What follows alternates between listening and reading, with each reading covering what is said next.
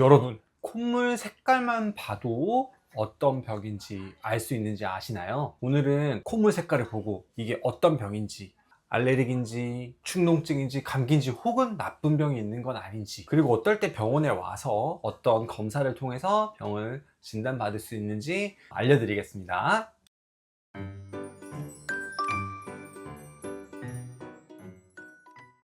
ENTV 이비인후과 전문의 이동원입니다. 자, 첫 번째 가장 흔할 수 있는데요, 아주 맑고 투명한 콧물인 경우입니다. 맑은 콧물은 되게 비염인 가능성이 높고요, 대부분 알레르기 비염 혹은 감기 초반에 있을 가능성이 있습니다.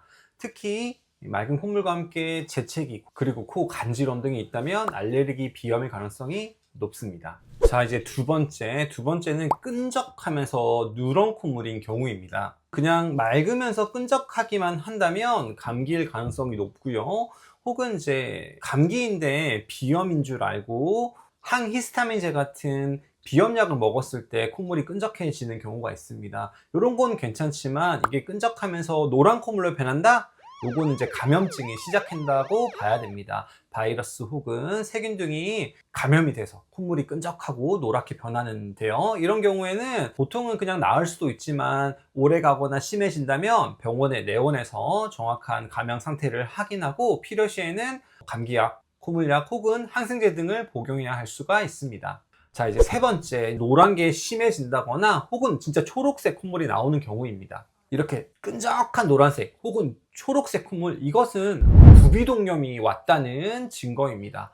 부비동염, 같은 말로 축농증이라고 말하는데요, 이는 대부분 세균성 감염을 의미하고요, 이것이 이제 진해지면서 냄새도 나고 얼굴 통증도 생기고 목도 아프고 기침 가래가 심해진다면 이는 부비동염 가능성이 매우 높으니 꼭 병원에 와서 진료를 받아보셔야 합니다. 부비동염은 바이러스 감염 혹은 세균 감염이 동반된 경우가 많아서 적절한 항생제 치료가 이루어져야 됩니다. 부비동염 맞는 경우는 보통은 증상이 사라질 때까지 약 복용을 꾸준히 하셔야 되고, 그냥 이것을 방치한다면 코에 물혹이 동반되거나 만성으로 진행돼서 아주 심해지는 경우에는 코 안에 수술이 필요한 경우도 생길 수 있으니 꼭 병원을 내원을 하시길 바랍니다. 자, 네 번째, 피가 섞인 콧물인 경우도 있습니다. 피가 섞인 콧물은 대부분 이제 건조하거나 계속 파거나 혹은 뭐 재채기, 세수하고 코를 세게 풀거나 이래서 점막이 상해서 생기는 경우가 대부분입니다. 그래서 가만히 두면 보통 자극하지 않으면 멈추는 경우가 많지만 지속적으로 코피가 난다면 병원에 와서 코 안에 손상된 점막을 치료하는 게 필요할 수 있고요, 한 달 이상의 코피가 섞인 콧물이 지속된다면 비강 혹은 부비동의 종양도 의심할 수 있습니다. 그리고 가끔은 전신적인 혈액 진화이 문제가 되는 경우도 있으므로 코피가 한 달 이상 지속된다면 꼭 병원에 내원해서 코피가 어디서 나는지 혹은 필요시에는 피검사 혹은 CT 검사 등이 필요할 수가 있습니다. 이제 다섯 번째, 악취가 나는 콧물이 있습니다. 콧물이 나는데 썩은 냄새가 나거나 생선 비린내가 나는 경우도 있거든요.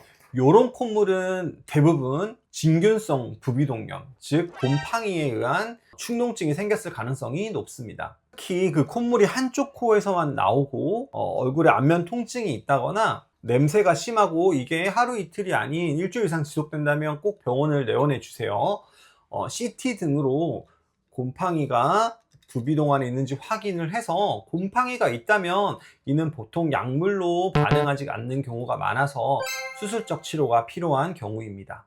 이처럼 콧물의 양상과 색깔로 병을 유추해 볼 수가 있습니다. 일반적으로 맑은 콧물이 좀 나거나 하는 경우는 괜찮지만 색깔이 많이 끈적해지면서 노랗게 변하고 초록색까지 변한다면 꼭 병원을 내원해 주셔야 하고요, 냄새가 나는 거 그리고 코피가 한 달 이상 지속된다면 코 안에 내시경을 통해서 코 안의 상태를 살펴서 병의 진단을 할 수가 있고, 필요시에는 부비동 CT를 찍어서 정확한 진단이 가능합니다.